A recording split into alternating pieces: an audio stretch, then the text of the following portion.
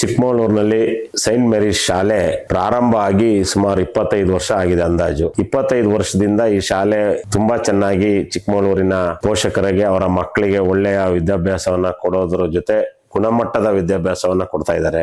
ನಾನು ಬಹುಶಃ ಆ ಒಂದು ವಿದ್ಯಾಸಂಸ್ಥೆಯ ಸೆಕ್ರೆಟರಿ ಆಗಿರ್ತಕ್ಕಂಥ ಗ್ಯಾರಿ, ನಾನು ಅವರು ಕಾಲೇಜಿನಲ್ಲಿ ಒಟ್ಟಿಗೆ ಸಹಪಾಠಿಗಳು. ಅವರು ಇವತ್ತು ವಿದ್ಯಾಸಂಸ್ಥೆಯಲ್ಲಿ ಈ ಮಟ್ಟಕ್ಕೆ ತೆಗೆದುಕೊಂಡು ಹೋಗಿದ್ದಾರೆ ಅಂತ ನನಗೂ ತುಂಬಾ ಸಂತೋಷ ಆಗುತ್ತೆ.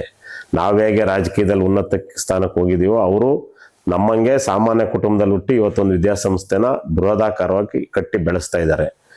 ನಾವು ಹೇಳೋದು, ಈ ದೇಶದಲ್ಲಿ, ಈ ರಾಜ್ಯದಲ್ಲಿ, ಈ ಊರಲ್ಲಿ ಯಾರೇ ಸಾಮಾನ್ಯ ಕುಟುಂಬದಲ್ಲಿ ಹುಟ್ಟಿ ಈ ರೀತಿ ವಿವಿಧ ಕ್ಷೇತ್ರಗಳಲ್ಲಿ ಸಾಧನೆ ಮಾಡಿದ್ರೆ ಅದನ್ನ ಅಭಿನಂದಿಸುವಂಥದ್ದು ನನ್ನ ಆದ್ಯ ಕರ್ತವ್ಯ.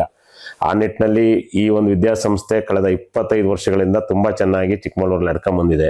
ಅದರ ಜೊತೆ ಬಹುಶಃ ಏನ್ ಸಂತೋಷದ ವಿಚಾರ ಅಂತ ಹೇಳಿದ್ರೆ, ಇವತ್ತು ಶಿಕ್ಷಣ ಮತ್ತೆ ಆರೋಗ್ಯ ಒಂದು ಕಮರ್ಷಿಯಲ್ ಆಗಿರುವಂತ ಸಂದರ್ಭದಲ್ಲಿ ಸೈಂಟ್ ಮೇರಿಸ್ ಶಾಲೆನವರು ಅಲ್ಲಿ ಬಂದಂತ ಆದಾಯನ ಅತಿ ಹೆಚ್ಚು ಮತ್ತೆ ಶಾಲೆಗೆ ಹಾಕೋದ್ರ ಮುಖಾಂತರ ಹೊಸ ಕಟ್ಟಡಗಳನ್ನ, ಮಕ್ಕಳಿಗೆ ಮೂಲಭೂತ ಸೌಕರ್ಯಗಳನ್ನ ಶಾಲೆನಲ್ಲಿ ಒದಗಿಸುವತ್ತ ಅವರು ಕಾರ್ಯೋನ್ಮುಖರಾಗಿದ್ದಾರೆ. ಗುಣಮಟ್ಟದ ಶಿಕ್ಷಣವನ್ನ ಕೊಡ್ತಾ ಇದ್ದಾರೆ.